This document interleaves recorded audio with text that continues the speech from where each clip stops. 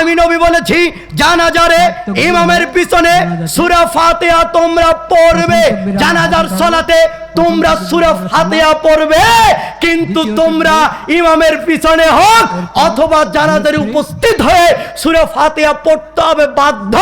তোমরা যে পড়ছো না, কেন পড়ছো না? কারণ তোমাদের মুহাম্মদ সাল্লাল্লাহু আলাইহি সাল্লামের কথা ভালো লাগে না, তাই তোমরা মাযহাবকে টিকে রাখার জন্য, নিজে বাইতুল মুকাররমের খতিব ওইটা টিকে রাখার জন্য, চাকরি টিকে রাখার জন্য তোমরা চুপে সারে তোমরা সূরা ফাতিহা পড়ছো না। তোমরা মাযহাবের অনুসরণ করে হককে ঢেকে রেখে নিজের মতো করে জানাজার পড়াচ্ছ। এই দেশে বেগম খালেদা জিয়ার জানাজার হয়েছে, এই দেশে বেগম খালেদা জিয়ার জানাজার হয়েছে, বাইতুল মুকাররমের খতিব তিনি জানাজার পড়িয়েছেন, তবে সূরা ফাতিহা নাকি পড়েনি গো। সে নাকি বলেছে সূরা ফাতিহা পড়তে হবে না। আরে কতজন বলেছে সূরা ফাতিহা পড়া যাবে না? আর আমরা আহলুল হাদিস না, কোরআন এবং সহিহ হাদিস থেকে অসংখ্য সিয়াসিত্তার প্রত্যেকটা কিতাব থেকে আমি ওমর ফারুক বিন সাইফুল্লাহ দলিল পেশ করতে পারবো ইমামের পিছনে সূরা ফাতিহা পড়তেই হবে এবং জানাজার সূরা ফাতিহা পড়তেই হবে ইনশাআল্লাহ। তার মানে যা কিছু চলছে সব ধোঁকাবাজি।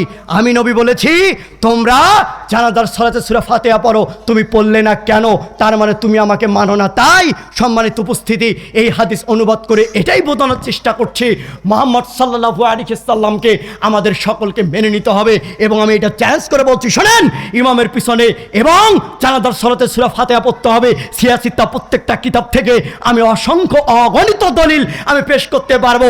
আরে যারা এই দেশের মাযহাবী ভাইরা আছেন, তাদের যারা ওস্তাদ ভাবেন, মুফতি জসিমউদ্দিন রহমানী, তার একটা বক্তব্য আছে, ইউটিউবে সার্চ করবেন, তিনি প্রত্যেকটা সিয়াসিত্তার কিতাব থেকে দলিল দিয়েছেন সূরা ফাতিহা পড়তে হবে জানাজারে।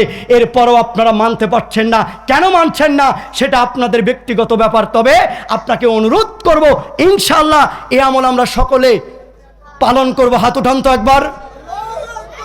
জানাজার সালাতে সূরা ফাতিহা পড়বো ইনশাআল্লাহ, পড়বো ইনশাআল্লাহ। আমরা কি কোনো ব্যক্তির কথা মানতে রাজি? কোন বড় হুজুরের খতিবকে অনুসরণ করতে রাজি? আমরা কাকে মানবো বলেন তো? মুহাম্মদ সাল্লাল্লাহু আলাইহি সাল্লামকে ছাড়া আমরা আর কাউকে মানতে রাজি নয়। লিল্লাহি তাকবীর, লিল্লাহি তাকবীর।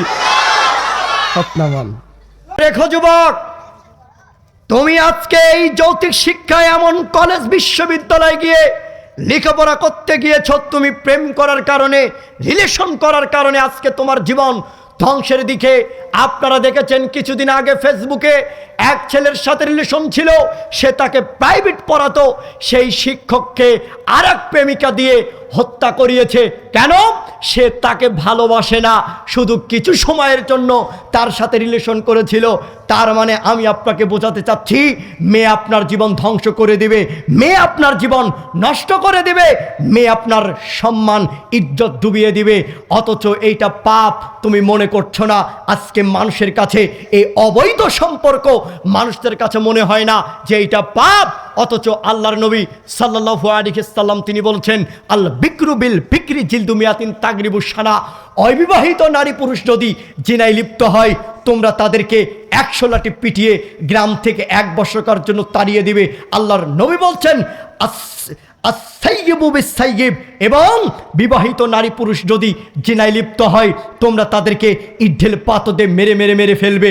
জিনার পাপ সম্পর্কে আল্লাহর নবী বলেছেন, অবিবাহিত নারী পুরুষ যদি জিনায় লিপ্ত হয়, মানে অবৈধ সম্পর্কে যদি লিপ্ত হয়, ওই যে ছেলেটা, আপনার ছেলে বয়স চলছে 21, আপনি চাকরির চিন্তা ভাবনা করছেন, ছেলের বিবাহর বয়স হয়েছে কিন্তু ছেলেকে এখনো বিবাহ দিচ্ছেন না, কিন্তু ওই ছেলে 3-4টা মেয়ের সাথে এ পর্যন্ত সে রিলেশন করে প্রায় তার গর্ভের সন্তান নিয়ে এসেছিল। ওই মেয়ে আবার তার বয়স হয়েছে প্রায় বয়স 30, প্রায় বয়স তার 26, প্রায় বয়স তার 21, প্রায় বয়স তার প্রায় 17, বিবাহর বয়স হয়েছে, আপনি বা বিবাহ দিলেন না, ওই মেয়ের গর্ভে অবৈধ সন্তান এসেছে। এইটা পাপ হচ্ছে, যেটা পাপ আপনি মনে করছেন না, আপনাকে মনে করতে হবে এটা পাপ, এর পাপের শাস্তি রয়েছে। এ ব্যাপারে আল্লাহর নবী সাল্লাল্লাহু আলাইহি সাল্লাম বলেছেন, একদা আমি রাতে ঘুমিয়েছিলাম, জিবরাইল আমার ডান হাত ধরলেন, মিকাইল আমার বাম হাত ধরে নিয়ে তিনি আমাকে চলে যাচ্ছেন, যেতে যেতে দেখি অনেক মানুষ আসাদুসায় ইন্তেখফান ফুলে ফেপে বিশাল বিশাল আকৃতি ধারণ করে আছে, 50 হাত 100 হাত উঁচু উঁচু হয়ে আছে। ওয়াংতানাগু রিহান, দুর্গন্ধে টিকা যায় না, এত গন্ধ। কান হুয়াল হুমুল মারিজ, মনে হচ্ছে যেন গ্রামের টয়লেট, গণশৌচাগার, যে গণশৌচাগার পরিষ্কার করা হয় না, গন্ধে টেকা যায় না। সেখানে দেখলাম অনেকেই ফুলে ফেপে বিশাল বিশাল আকৃতি ধারণ করে আছে। ওখানে আমি জিবরাইলকে জিজ্ঞাসা করলাম, মান হাউলাই, এ কি, এরা কারা, ছি ছি ছি, এত কেন গন্ধ? তখন জিবরাইল আলাইহিস সালাতু ওয়াস সালাম বলছেন, ইয়া রাসূলুল্লাহ, এরা হচ্ছে ব্যভিচার, ব্যভিচারিণী। এ কথা মুহাম্মদ সাল্লাল্লাহু আলাইহি সাল্লাম তাকে বলেছেন। মুহাম্মদ সাল্লাল্লাহু আলাইহি সাল্লাম বলেন, আমি রাতে ঘুমিয়েছিলাম, জিবরাইল আমার ডান হাত ধরলেন, মিকাইল আমার বাম হাত ধরলেন, ধরে তিনি আমাকে নিয়ে চলে যাচ্ছেন। যেতে যেতে দেখি অনেক মানুষ, সেখানে একটি মানুষ লক্ষ্য করলাম, দেখলাম এবং দেখলাম একটা গর্ত, সেখানে ফাতাওকালতু তাহতাওয়াতু নার, সেখানে আগুন ধাঁধা ধাঁধা ধাঁধা করে উপরের দিকে চলে যাচ্ছে। উপরের দিকে উঠিলে মনে হচ্ছে যেন দুইজন দুদিকে সে চলে যাবে, এমন দেখলাম। আল্লাহর নবী বলছেন, আমি সেখানে দেখি নারী এবং পুরুষ উলঙ্গ অবস্থায় এইভাবে জমা হয়ে আছে।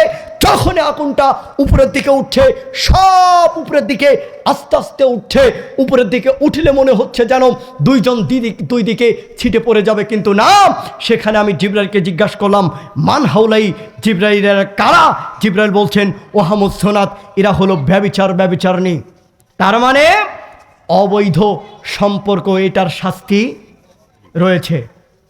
একটা সবাই একবার হাত উঠান তো, নিল্লাহে তাকবীর, নিল্লাহে তাকবীর, নিল্লাহে তাকবীর। হাত নামান। যুব সমাজ ধ্বংসের কারণে আরেকটি যেটা বললাম, সেটা কি বললাম বলেন তো? যৌতিক শিক্ষা, অবৈধ সম্পর্ক। সে অবৈধ সম্পর্কে এসে 2টা হাদিস অনুবাদ করলাম, জি, আর একটা হাদিস অনুবাদ করে আমার আলোচনার শেষের দিকে যাচ্ছি। খুব মনোযোগ সহকারে শোনেন। দেখেন, অবৈধ সম্পর্ক, এটা শাস্তির ব্যাপারে মুহাম্মদ সাল্লাল্লাহু আলাইহি সাল্লাম যেহেতু বলেছেন যে এইটা পাপ, এইটা পাপ, তো পাপেই এর শাস্তি হচ্ছেন যারা ছেলে মেয়ে একত্রিতভাবে জমা হয়ে আছে অবৈধ সম্পর্কের কারণে। তার মানে এই অবৈধ সম্পর্ক হচ্ছে জিনা। মনে রাখবেন, এই জিনার পাপ যদি আপনি জড়িত হন, আপনার সাথে যদি সম্পর্ক, জিনার সম্পর্ক থাকে, তাহলে আল্লাহ আপনার দোয়া কবুল করবেন না। ওসমান ইবনে সামিদ রাদিয়াল্লাহু তাআলা আনহু বলেন, রাসূল সাল্লাল্লাহু আলাইহি সাল্লাম বলেছেন, তুফতালা আবু সামাইল ইসফাল্লাইলি, যখন অর্ধেক রাত হয়, আকাশের দরজাগুলোকে খুলে দেওয়া হয়, ফায়ুনাদি মুনাদি, তখন আল্লাহ আহ্বান করে বলেন, হাল মিন দাইন ফাস্তুজাবু লাহু, কোন প্রার্থনাকারী আছো কি আমার নিকটে প্রার্থনা করবে, আমি আল্লাহ তার প্রার্থনাকে কবুল করব। হাল মিন মাকরুমিন ফাইফরজ আনহু, কোন সংকটে নিমজ্জিত ব্যক্তি আছো কি আমার নিকটে সংকট থেকে উদ্ধার চাবে, আমি আল্লাহ তাকে উদ্ধার করব। হাল মিন সাইলিন, কোন সাহায্য প্রার্থী ব্যক্তি আছো কি আমার নিকটে সাহায্য চাবে, আমি আল্লাহ তাকে সাহায্য করব। আল্লাহর নবী বলছেন, এই সময় যদি কোনো মুসলিম ব্যক্তি আল্লাহর দরবারে দোয়া করে, আল্লাহ সেই দোয়া কবুল করে নেবেন। তবে যেই সমস্ত নারী পুরুষের জিনার সাথে সম্পর্ক আছে, ওই সমস্ত নারী পুরুষ যদি আল্লাহর দরবারে দোয়া করে, সে তাদের দোয়া আল্লাহ কবুল করবেন না। এটা জিনার শাস্তি আপনাকে বোঝালাম। জিনার শাস্তি কি? আপনি যদি আল্লাহর দরবারে দোয়া করেন, সেই দোয়া আল্লাহ কবুল করবে না। তার মানে জিনা করার কোনো সুযোগ নেই। বিবাহ করার আগে যদি আপনার ছেলে মেয়ে জিনায় লিপ্ত হয়, তাহলে তাদেরকে যদি প্রকাশ পেয়ে যায়, 100 লাঠি পিটিয়ে গ্রাম থেকে 1 বছরের জন্য তাড়িয়ে দিতে হবে। দ্বিতীয়, বিবাহ করার পরে যদি কোনো নারী পুরুষ জিনায় লিপ্ত হয়, তাদেরকে ইট ঢেলে পাথর দিয়ে মেরে ফেলতে হবে। তাদের বেঁচে থাকার কোনো সুযোগ নেই। জি, একটা দলিল শোনেন। জাত ইমরাতুন গামে দিয়া, একজন গামের সম্প্রদায়, একজন মহিলা এসে বলছেন, তাহিরিনী ইয়া রাসূলুল্লাহ, আমাকে পবিত্র করুন। নবীজি বলে, ইরজি, তুমি ফিরে চলে যাও, ফাস্তাগফিরুল্লাহ, আল্লাহর কাছে তওবা করো, ওয়াতুবু ইলাইহি, আল্লাহ তোমার তওবা কবুল করবে। তখন মহিলা বলছেন, তুরিদু আনতারদুদানি কামা রাদাত্তা মাইস ইবনে মালিক, হে আল্লাহর নবী, আপনি মাইস ইবনে মালিককে যেভাবে ফিরিয়ে দিয়েছিলেন, সেভাবে আমাকে ফিরিয়ে দিতে চাচ্ছেন। ইন্নাহা হুবলা মিনাজ জিনা, এই দেখুন আল্লাহ রাসূল, আমার পেট উঁচু হয়ে আছে অবৈধ সন্তানে। আল্লাহর নবী সাল্লাল্লাহু আলাইহি সাল্লাম তাকে বললেন, সত্যি কি তুমি জিনা করেছো? ওই মহিলা এই কথা বলেছেন, জি আল্লাহর নবী, দেখেন আমার পেট উঁচু হয়ে আছে অবৈধ সন্তানে আল্লাহ নবী বললেন, যাও তুমি ফিরে চলে যাও, যখন তোমার বাচ্চা প্রসব হবে তখন তুমি এসো। মহিলা চলে গেলেন, বাচ্চা প্রসব হয়েছে, ন্যাকড়ার মধ্যে মুড়ে নিয়ে এসেছে। ন্যাকড়া মানে আমাদের গাইবান্ধার ভাষায় বলে যাকে আমরা বলি তেনা, ওই ন্যাকড়ার মধ্যে মুড়ে নিয়ে এসে আল্লাহ রাসূলের কাছে এসে পেশ করছেন। আল্লাহ রাসূল, দেখেন আমার বাচ্চা প্রসব হয়েছে, এখন আপনি আমার বিচার করে দিন। আল্লাহ নবী সাল্লাল্লাহু আলাইহি ওয়াসাল্লাম বললেন, যাও তোমার বাচ্চাকে তুমি দুধ পান করাও। মহিলা চলে গেলেন, 2 বছর দুধ পান করালেন এবং সেই বাচ্চা রাতে ফিয়াদি ফি খুবজিন, একটি রুটি ধরিয়ে দিচ্ছেন মা, কারণ মা বোঝাতে চাচ্ছেন বাচ্চা নিজ হাতে খাবার খেতে পারে। আল্লাহর নবীর নিকটে এসে বাচ্চাটা সহকারে পেশ করলেন। আল্লাহর নবী, দেখেন আমার বাচ্চা নিজ হাতে খাবার খেতে পারে। আল্লাহর নবী ওই শিশু বাচ্চাটাকে একজন মুসলিম ব্যক্তির কাছে সমর্পণ করলেন। এরপর সাহাবীদেরকে বললেন, সাহাবীরা ইযহাবু বিহা, যাও মহিলাকে মাঠে নিয়ে যাও, ওয়ালা সাদরিহা, বুক পর্যন্ত পুঁতে দাও, ফারজামুহা, তারপর তোমরা তাকে ইট-ঢিল পততে মেরে মেরে মেরে ফেলো। সাহাবীগণ বলেন, আমরা তাকে মাঠে নিয়ে গেলাম, মাঠে নিয়ে গিয়ে বুক পর্যন্ত পুঁতে দিলাম, চতুর্দিক থেকে পাথর মারতে লাগলাম। খালিদ বিন ওয়ালিদ বলেন, আমি একটা পাথর নিয়ে তার মুখের উপরে মেরে দিলাম, মারার সাথে সাথে রক্ত ছিটে আমার শরীরে আসলো। ছি ছি ছি, একজন জিনাকারী মহিলার রক্ত আমার শরীরে আসলো, ছি ছি ছি, একজন জিনাকারী মহিলার রক্ত আমার শরীরে আসলো, হয়তো এই রকম হবে। আল্লাহ নবী বলছেন, খালিদ তুমি মহিলাকে গালি দিও না, লাকাত তাওবাতান সাইব মাকসিন গুফিরা লাহু, খালিদ এই মহিলা এমন তওবা করেছে, পৃথিবীর বড় থেকে বড় পাপী যদি এমন তওবা করে খালিদ, তার পাপ ক্ষমা হয়ে যাবে। খালিদ তুমি তাকে গালি দিও না। আল্লাহর নবী তার পাপ ক্ষমা হয়েছে বিধায় তার জানাজার করলেন, তার কাফন দাফন করলেন।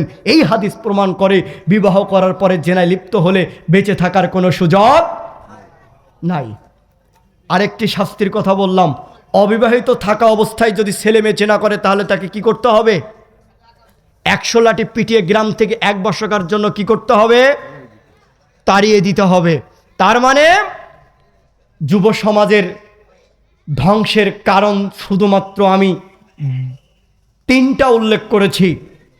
এক, প্রথমত যে কারণ সেটি হচ্ছে আপনার গান বাজনা, সমাজের অশ্লীলতা, এখান থেকে বের হয়ে আসতে হবে, এটা একটি। দ্বিতীয় যে কারণ সেটি হচ্ছে আপনার যৌক্তিক শিক্ষা। তৃতীয় যে কারণ, সেই কারণের একটির কথা আমি উদাহরণ দিয়ে বলেছি, সেটি হচ্ছে মুহাম্মদ সাল্লাল্লাহু আলাইহি ওয়াসাল্লামের আদর্শ। মুহাম্মদ সাল্লাল্লাহু আলাইহি ওয়াসাল্লামের আদর্শ যেটা তিনি যেভাবে বলে গেছেন, যেটা তিনি যেভাবে করতে বলেছেন, সেটা আপনাকে আমাকে সেইভাবে করতে হবে। যুবক তোমাকে বলি, এই দাড়িকে তুমি ঘৃণা করিও না, এই দাড়ি তোমাকে তোমার চেহারা আরো সুন্দর করবে, এই দাড়ি তোমার চেহারা আরো সুন্দর করবে। তুমি দাড়ি রেখে দেবে, টাকনুর নিচে কখনো কাপড় পরিধান করবে না। এবং যেটা আজকের এদেশের মাটিতে আমাদের নিকট, সকলের নিকট চলে, ফ্যাশন হিসাবে চলে, সেটা হচ্ছে বিড়ি সিগারেট। সেটা কি? বিড়ি সিগারেট। এটা একটা ছেলেদের জন্য ফ্যাশন, মানে বিড়ি সিগারেট না খেলে মনে হচ্ছে যেন কোনো মেয়ের সাথে রিলেশনও করবে না, এমনটা মনে করে। তো এইখান থেকে বের হয়ে আসতে হবে। তো আল্লাহ সুবহানাহু ওয়া তাআলা আমাদের সকলকে এগুলো বুঝে আমল করার তৌফিক দান করুন। আল্লাহুম্মা আমিন।